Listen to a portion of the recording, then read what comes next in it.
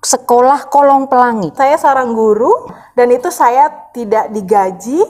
Saya tuh setiap kali ngelihat di perempatan dekat UNJ tuh kok banyak anak-anak yang mengemis. Saya berani-beraninya mau mendirikan sekolah untuk anak-anak di di daerah Kumuh Pemulung itu. Nah, bener-bener jongkok gitu loh. Akhirnya barangnya itu punya kami semua dibakar dan diboldoser. Habis itu ada satu artis Ariel Tatum, dia selalu bawa makanan. Berapa lama Ariel aktif udah jadi volunteer? Sampai sekarang masih. Oh, sampai sekarang masih ya? Ini dan Ariel ya biasa aja, dia yang nggak make up, dia pakai baju biasa gitu kan. Terus yang rendah hati ya. Oh, terima kasih ya Ariel Tatum sudah menjadi contoh yang luar biasa buat di antara teman-teman artis.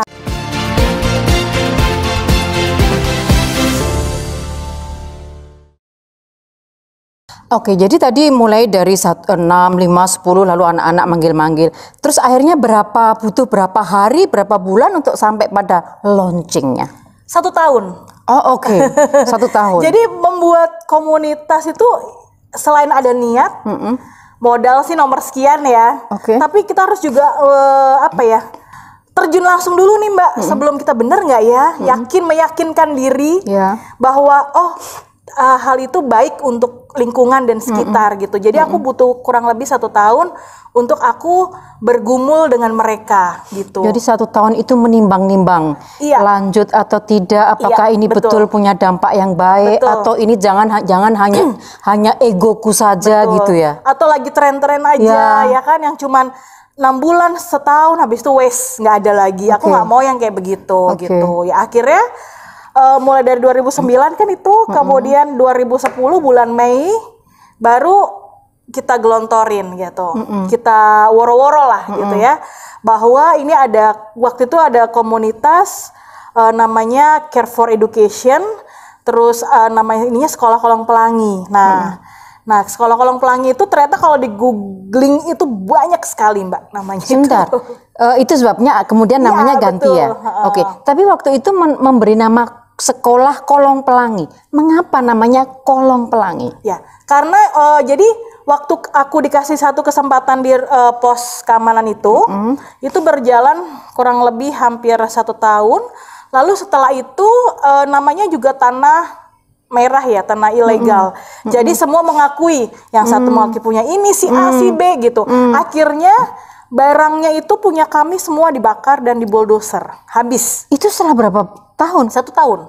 Hah? 1 tahun launching? 1 tahun diboldoser? Jadi sebelum launching Mbak. Astaga. Waktu aku masih bergumul di situ belum launching. Oh dear. Sebelum launching itu diboldoser? Iya. Terus oleh Satpol PP? Sama ya itu kan ada punya ahli, suka ada pelang-pelang itu loh, ahli waris siapa. Terus satu lagi bilang katanya ada punya itu Pemda. On dispute ya pokoknya. Ya, pokoknya ya aku nggak ngerti lah ya masalah itu. Yang bener yang mana nggak tahu. Terus kebetulan ada di TV. Nah kebetulan ada yang nelfon aku, Kak, itu barang-barang anak-anak udah nggak ada loh semuanya. Hah, barang-barang yang mana? Saya bilang gitu kan. Oh my God. Terus akhirnya aku langsung ke sana gitu. Ya benar udah jadi tanah completely habis semua sumbangan itu tadi. Semua nggak cuman punya aku Mbak. Ya, jadi semua bangunan yang ada di situ semuanya habis gitu. Oh dear. Nah terus habis itu kasihan juga ya, aku pikir anak-anak kalau nggak belajar itu kasihan juga gitu kan. Iya. Akhirnya aku bikin. Kebetulan waktu aku masih kuliah di UNJ, ada temanku yang lagi S2 di sana dan dia kontrak rumah di seberangnya UNJ. Terus ya udah Kak Valen pakai aja kontrakanku, kata dia gitu. Aku juga pakai di sini cuma buat diskusi aja. Akhirnya aku pinjam lah di situ.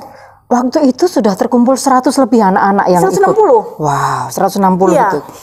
Dan itu menyebar kemana-mana akhirnya, karena kan mereka kan udah nggak tinggal di situ kan. Mereka ada yang menebar di seberang, ada yang macem-macem. Nah akhirnya aku nggak patas, aku disitulah aku di kontrakan itu. Segitu, bayangin aja Mbak, kanan kiri itu warga yang cuma gang senggol, gang kecil, udah gitu anak-anak tuh yang berisik banget. Nah mereka komplain dong, mereka komplain. Karena mereka komplain, mereka keberisikan, lalu kita nggak boleh lagi belajar di situ. Dan itu cuma sekitar 5 bulan 6 bulan lah. Akhirnya aku belajar di halte busway. Halte cuma muat berapa orang? Itu karena anaknya karena nggak semuanya kumpul, jadi Akhirnya kayak gantian gitu loh. Oke. Di jembatannya Mbak, di jembatan yang bener-bener jembatannya itu yang itu, Iya. terus aku belajar di situ. Terus anak-anak tuh suka gini nih kepalanya, ya gitu lihat bawah. Aduh, aku bilang mate, aku bilang gitu. Nanti kalau tiba-tiba tuh anak jatuh gitu kan, aku bisa ini karena bawahnya langsung jalan raya kan. Lah aku mumet lagi tuh mikirin gitu kan. Aku bilang, nah hati-hati jangan gitu, pokoknya kita sini belajar duduk aja gitu kan, segala macam. Tapi namanya bocah ya kan, anak-anak usia 3 tahun, 4 tahun yang lagi banyak gerak aktif gitu, ya mereka melakukan hal-hal yang gelayutan lah, yang segala bagi macam mereka gitu. itu adalah arena bermain mereka gitu. Betul sekali gitu kan. Aku udah panik kan, udah deh nggak bisa kalau begini, cuma sekali itu doang, nggak bisa kalau begini. Akhirnya aku pakai kolong trauma yang flyover itu sampai sekarang. Makanya gitu. disebut diberi nama kolong pelangi. Mengapa pelangi? Maaf pelangi. Kalau kita lihat pelangi itu kan indah ya, sesuatu ya warna-warni. Jadi kalau aku bikin, maunya sih cita-citaku bikin sekolah untuk anak-anak tidak mampu. Tapi aku belum, kalau sekolah itu kan aku belum terlalu inilah, masih jauh lah. Jadi aku bikin komunitas yang kecil dulu, bahwa itu aku anggap sebagai sekolah, di mana di situ ada anak-anak dengan berbagai macam karakter yang berbeda, dengan keceriaan mereka, dengan kegemasan mereka, pokoknya semua gembira. Jadi ibarat pelangi seperti gitu pelangi kan, gitu ya? Indah gitu kan. Lebih namanya pada juga keindahannya. Kan, ya, tempat bermain, berteman banyak ya, gitu kan. Ya itu lagu lama banget. Itulah taman kami, taman kanak-kanak. Nah, karena jurusan PAUD, jadi anak-anakku memang paling banyak emang anak usia dini. Usianya 2 sampai 6 tahun. Kan sampai 8 anak usia dini. Nah, itu kan bagaikan pelangi gitu kan. Tapi kali pelangi juga ini ya menggambarkan keberagaman gitu. Betul, keberagaman. Iya, di situ juga banyak beragaman juga. Dengan suku, agama, ras yang semua berbeda gitu. Oke. Boleh saya minum ya? Boleh, ya, kayak ini bukan hanya properti kan? Iya, udah boleh lah. Kira saya melarang minum. Ternyata ini bukan properti. Boleh minum deh, enggak ini. Ya. Ayolah. Oke. Nah, kemudian akhirnya launching dong. Sebentar. Terus untuk di bawah kolong itu nggak pakai properti lagi? Apa namanya? Kursi, papan tulis apa gitu nggak ada lagi? Oh iya, ini saya baru nyadar ada sedotan tadi lupa ya minta untuk nggak pakai sedotan. Kan ada sedotan kaca di tasku, lupa ngomong. Mohon maaf ya, udah berkontribusi pada plastik sampah, lupa ngomong sama waiternya. Ya udah terlanjur kotor, ya udahlah. Lupa ngelepasin face sheet. Tadi juga saya Face sheetnya. Sekarang tuh rempong deh. iya. Ya. Rempong tapi ya demi kesehatan banyak orang. Ya, jadi bagaimana tadi nggak pakai kursi-kursi apa properti nggak pakai lagi? Nggak pakai Mbak. Jadi benar-benar hanya di kolong itu. Jadi akhirnya aku mikir lagi nih, waduh kalau begini kalau mau pakai tikar pasti ribet. Terus kalau mau pakai karpet apalagi ya kan? Kita di Kalau rumah aja pakai hujan? karpet, nah makanya udah pasti kan bau. Terus kalau misal nyucinya pakai di Rempong. Iya. Akhirnya akhirnya aku pakai spanduk bekas bekas ya. Iya. Kan masih bisa dipakai tuh. Aku bikin lagi tuh di media sosial yang punya spanduk bekas bla bla bla bla. Kirimin lah. Akhirnya spanduk itu ternyata nggak tahan lama karena dia di bawah itu tuh banyak kerikil-kerikil sehingga dia nebus robek gitu kan. Kadang juga ada beling Mbak, jangan salah. Jadi itu Kalau pantatnya ketusuk beling gimana? Aduh, itu ada satu kejadian juga. Jadi anak itu kena beling sampai yang melebar sekitar 7 cm. Sampai buka-buka gitu dagingnya. Aku ngerasa pantatku ketusuk beling. Ampun, terus? Iya, jadi karena waktu itu ada kejadian seperti itu di kaki tapi ya bukan di pantat gitu kan. Akhirnya tapi tetap aja sakit ya. Aku bilang oke. Aku bayangkan sih pantat lebih sakit. Ya aku akhirnya beli terpal yang agak tebal. Duit dari mana? Pertanyaanku lagi ya, duit dari mana? Duit dari mana? Dari sumbangan lagi sih. Lagi-lagi manfaatkan medsos betul, tadi ya? medsos lagi. Jadi Aku bilang aku butuh terpal sepanjang kurang lebih 20 kali 20 karena aku maunya yang satu tapi gede los gitu kan. Nah, akhirnya dikirim lah tuh, dapet. Nah, belajarlah di situ lagi. Terus yang pertama aku ajar adalah tentang kebersihan diri. Gitu. Kebersihan diri itu begini ya, dalam arti kata mereka itu kan maaf ya mereka jarang mandi nih. Bisa 3 hari sekali. Dulu waktu aku tinggal di kolong jembatan juga. Oh ya, gitu ya. Pantesan rambutnya jadi warnanya jadi iya kayak gini kan ya. Iya. Jadi rambut jagung. Iya panas-panas. Soalnya mandi tuh nggak asik kalau tinggal di kolong jembatan. Karena anakku banyak rambutnya Mbak Marsia. Sampai aku bilang gini, kamu rajin banget sih main layangan, aku bilang gitu. Iya. Ternyata jadi gimbal gitu ya. Ternyata ya gitu, mereka jarang mandi, terus mereka nggak pernah pakai sendal. Terus aku hal yang pertama aku lakukan adalah bagaimana dia merawat diri dengan cara mandi. Lalu gimana caranya lagi? Pakai media sosial lagi. Gue butuh dong sendal sabun, jepit, sendal gitu. Sendal jepit, terus ya itu sabun pokoknya untuk perawat diri gitu ya, hal-hal yang sederhana gitu sama dokter umum. Saya butuh waktu itu ada beberapa obat kayak flu, pilek dan sebagainya. Datang Mbak, tahu tuh dari Roh Kudus kayaknya. Jadi saya juga nggak tahu. Jadi itu mereka yang menyumbang dan yang menawarkan untuk menjadi volunteer itu orang-orang yang sudah duluan kenal Kak Valen atau nggak kenal juga, pokoknya saya mau nyumbang ini, saya mau volunteer. Kita nggak pernah ketemu kalau di medsos. Nggak pernah? Di Facebook. Artinya betul-betul nggak kenal? Nggak pernah. Jadi bagaimana mereka mengatakan ya saya mau, cuman di medsos itu mereka? Di Messenger. Oh dia di Messenger bilang, gitu ya kan, saya mau nyumbang. Kak apa yang bisa saya bantu? Dia bilang gitu. Oh aku begini. Ya udah kan nanti kita janjian di sana. Biasanya sih begitu Mbak. Jadi ketemu ketika mereka mau nyumbang itu. Betul. Bagaimana dengan para volunteer juga begitu? Kalau volunteer itu aku ketemunya itu di beberapa kali. Waktu itu ada komunitas sahabat anak yang untuk mengumpulkan anak jalanan juga, kita camping. Nah, aku ketemu di situ beberapa ribuan volunteer bersama anak-anak jalanan dan pemulung. Nah, disitulah lu tinggal di mana, lu tinggal di mana gitu-gitu kan. Saya kira aku juga punya nih komunitas ini segala macam. Bisa nggak bantu? Bisa kak. Nah, mulai dari situ kita ada bertujuh berdelapan, tapi lama-lama namanya volunteer, suka rela, suka dan rela, gitu kan. Tidak dibayar, gua nggak bisa bayar lo, gua nggak bisa kasih lo ongkos, gua nggak bisa kasih makan, ya kalau makan ya kita BSBS, bayar sendiri gitu kan. Nah, ada yang cuman namanya volunteer ya cuman foto-foto abis itu gitu nggak bisa kan. marah ya. Aku nggak bisa marah. Ya nggak bisa marah, orang volunteer gitu. Tapi sebentar, ada loh. Dulu saya kenal, saya dulu volunteer ngajar di Kalicode.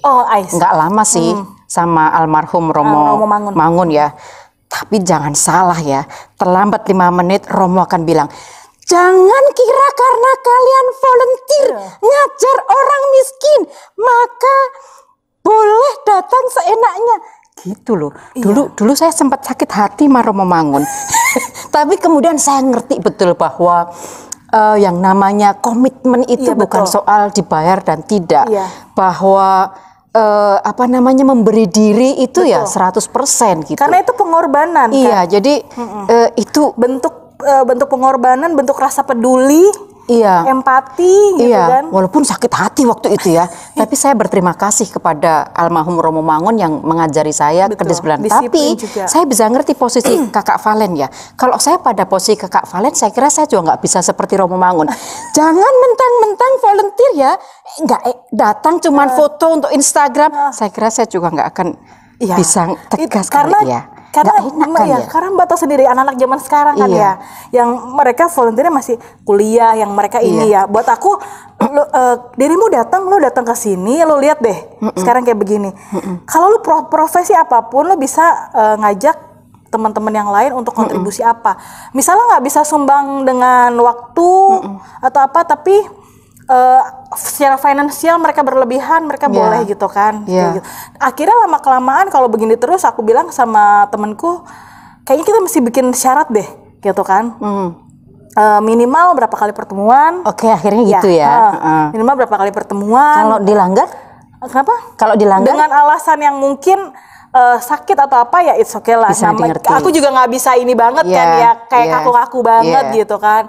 Terus minimal 3 bulan, lalu setelah itu aku kasih kayak sertifikat gitu. Oh oke. Jadi akhirnya Kakak Valen harus menciptakan sistem betul. agar sedapat mungkin mencegah. Tadi baru datang sekali 2 kali, ditunggu-tunggu kakaknya nggak datang-datang. Padahal gitu. anaknya udah banyak banget. Ya, padahal anaknya banyak udah lari banget, ke sana, lari ke sini, gitu. jalan bolak-balik ke jalan raya, Mana aduh si ngeri kakak, banget. mana si kakak gitu ya gitu. Kak Valen mau tanya. Iya. Kok aku kayaknya di foto ngeliat ini deh kayak ada mbak artis itu siapa ya? Itu kembaran saya, Kak Firman. Ya ampun. Oh, Kak Valen ini kembar. Tapi kembarannya kita beda, bapak beda ibu, beda embrio juga. Oh gitu. Beda nasib. Oke. Apa tadi ini ya? Aku sih nggak ngelihat siapa tadi? Artis volunteer. Gini, jadi awalnya itu ada satu artis, Ariel Tatum, yang mungkin teman-teman juga udah pada ini ya, cukup terkenal juga. Iya loh, siapa sih yang nggak kenal Ariel Tatum? Sekarang juga lagi sibuk di kesehatan mental ya, Oke, beliau. iya. Jadi awalnya dia syuting di Bawah Kolong untuk program kayak reality show. Saya nggak sengaja, saya bilang, Dek, saya boleh nggak minta nomor handphonenya? Saya pikir Waktu itu udah tahu dong itu Ariel Tatum. saya nggak tahu. Oh nggak tahu, oke. Jujur, sumpah Iya, beneran, iya, saya iya. nggak tahu. Iya. Terus saya googling dulu, gitu, siapa sih dia, gitu kan? Oh dia ternyata gini. Oh gitu, ya udahlah. Saya benar-benar nggak tahu karena saya nggak pernah nggak pernah nonton Iya, TV. sama. Kerja kuliah gitu Oke. kan ya, kupu-kupu malam. Iyalah, iya. Kuliah pulang malam gitu. Iya. kan. Ya ini definisi kupu-kupu malam ya. Kuliah pulang Iya, malam loh, kuliah bener loh. pulang Memang malam. saya baru selesai kuliah jam 10 Kuliah tuh. kerja pulang malam. Nah, akhirnya ya mulai sejak itu dia bilang, ini Kak nomor teleponku, gila itu Roh Kudus lagi dong lagi. Saya pikir yang saya nggak bakalan dikasih nomor pribadinya dia gitu kan, cuma dikasih asistennya, tapi saya dikasih nomornya dia. Padahal nggak dijelasin apa-apa, cuman dia minta ini tuh kasih nomornya, cuman gitu Saya aja. cuma bilang, Deh saya boleh minta ininya, nih Kak gini gitu. Terus aku bilang, ya besoknya, Deh ini Kak Valen yang gini, oh iya Kak gini. Terus habis mulai dari situlah dia giat banget untuk, jadi kalau misalnya dia ada teman-teman artis yang mau sumbang apa, nah dia larinya ke saya. Oh gitu. Butuh apa? Jadi butuh apa, Ariel gitu. Tatum lebih volunteer dalam arti bukan ikut mengajar. Ikut juga. Oh ikut juga ya? Ikut oh, juga. sempat. Oh, oke. Berapa Dia- lama? Dia setir sendiri, dia parkir di kolong. Wow, salut deh Mbak, ya. biasanya kan sih naik motor ya, Iya, motor terus dia naik mobil, mobilnya tuh yang anak-anak tuh gini, wah, ngeliat tuh sampai dipegang-pegang gini. Oh mana artis, ya cantik, ampun. pegang semua. Dipegang Iya. semuanya, mobilnya bagus banget, udah jadi pegang-pegang. Nanti ini apa banyak tangan kamu ngecap di situ. Tapi Ariel nggak marah dong ya? Enggak, dia mah enggak. Dia selalu bawa makanan, dia selalu bawa makanan sih kalau ke situ. Berapa buat lama adik-adik. Ariel aktif Udah. jadi volunteer? Sampai sekarang masih. Oh sampai sekarang masih. Oh terima kasih ya Ariel Tatum sudah menjadi contoh yang luar biasa buat di antara teman-teman artis, Iya. dan saya kira itu menjadi semacam impresi tersendiri buat anak-anak di situ. Betul. Jadi tapi anak-anak tuh nggak yang gini loh Mbak. Ya ada artis loh enggak. Enggak ya? Enggak, Oh. sama sekali. Pertama doang waktu itu. Oke. Habis Terus, itu? Habis itu Ya udah berikutnya diperlakukan wes, sebagai kakak guru biasa. aja. Betul. Kak ini ajarin dong Kak ini nih, dan Ariel ya biasa aja, dia yang nggak make up, dia pakai baju biasa gitu kan. Iya. Terus yang rendah hati ya, maksudnya nggak yang apa ya, nggak yang aneh-aneh. Nggak menempatkan diri sebagai artis. Betul. Gue artis loh gitu Enggak, ya. dia Kan malah ada ya ngomong artis kayak yang gitu. berulang-ulang nyebut gue artis loh, gue artis gitu. Kalau dia nggak sama sekali gitu, dan itu lama loh. Iya, 2006 Dan dia juga sekarang mohon lama. maaf ya, dia makan yang di pinggir-pinggir jalan itu, Oke. paling sukanya Oke. tuh pete. Wah, sama dong sama gue. Ntar kapan-kapan boleh dong makan pete, promosi pete. Gitu Oke. itu sih. Kapan-kapan boleh dong ngobrol sama Kak Ariel Tatum, ngobrolin ini. Boleh nggak? Boleh, nanti kalau misalnya ada waktu yang pas kita boleh. Lagi ke lokasi kali nanti ya. nanti pas ke Kalau lokasi, ya ya. mudah-mudahan pandemi segera berakhir. Terus kita betul. ke lokasi, boleh ngobrol sama Kakak Ariel Tatum nanti. Iya boleh. Makasih Kak Ariel Tatum. Jadi bilang aja mau ketemu Kak Ariel Tatum. Kak Ariel ini ada fansnya, Ada fansnya. lagi modus cari alasan untuk bisa ketemu sama Kak Ariel Tatum. Iya. Tapi di luar itu thank you banget untuk Kak Ariel Tatum. Iya. Sampai sekarang setia memberikan diri untuk Kecuali pas corona ini ya Mbak, dia memang ya, agak sedikit was-was. Kalau itu kan memang semua orang harus menarik diri ya, Betul. harus membatasi diri sedang. Oke, lalu habis itu Sekolah Kolong Pelangi akhirnya diubah namanya menjadi Rumah Belajar Pelangi Nusantara. Nusantara, betul. Kapan dan kenapa tadi? Lupa aku. Karena satu ini pas kalau googling waktu itu ada banyak banget yang karena ada satu TV swasta yang ngeblow up kita gitu kan, kebetulan pakai nama itu, akhirnya banyak yang nanya di situ, banyak yang kalau bisa ada komen-komen ya. Nah akhirnya nyasar ke tempat lain yang tidak dimaksud gitu. Nah akhirnya ya udah karena ketimpang tindihan itu Ternyata kita akhirnya ada lebih dari satu sekolah betul sekali. Kolong Pelangi. Kira kita ganti nama jadi Rumah Belajar Pelangi Nusantara. Nah, kenapa ada Ya, Nusantaranya? kenapa? Karena kita di situ juga bukan hanya mengajarkan tentang anak itu calistung atau anak itu harus pinter harus apa Iya. enggak, tapi tentang keberagaman tadi kan. Ya, Pelangi ini yang tentang aku mau keberagaman tanyain gitu. tadi kan pertama ngajarin tentang kebersihan, terus Ya. tentang ini. Aku mau tanya jadi di sekolah atau di Rumah Belajar Pelangi Nusantara ini apa aja yang diajarkan?